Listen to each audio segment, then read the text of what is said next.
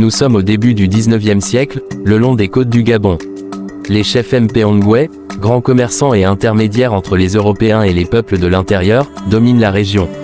Le commerce avec les étrangers n'a rien de nouveau, ivoire, caoutchouc, esclaves, tout s'échange contre des armes, de l'alcool et des étoffes colorées.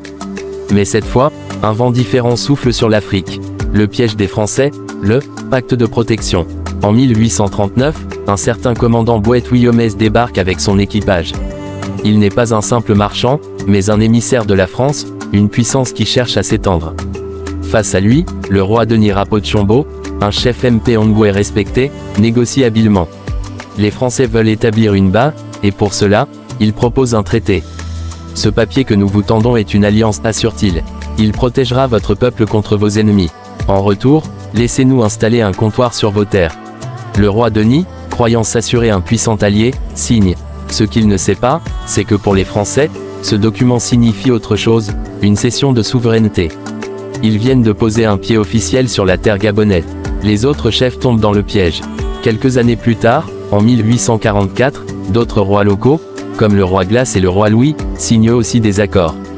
Mais cette fois, les Français ne demandent plus simplement un comptoir. Ils commencent à imposer leurs lois, à réclamer de plus en plus de territoire. Certains chefs réalisent trop tard leur erreur. Ils protestent. Nous n'avons jamais voulu être vos sujets.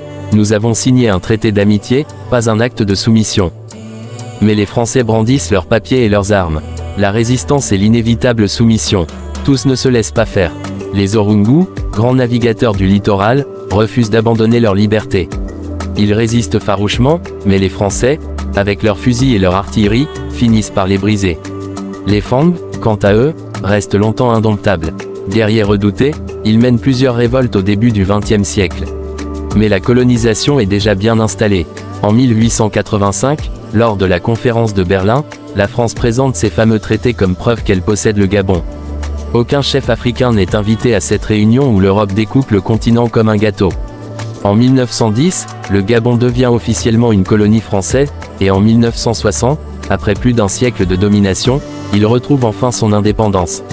L'héritage d'une trahison. Aujourd'hui, si tu marches sur les rives de l'estuaire de Libreville, souviens-toi de cette histoire.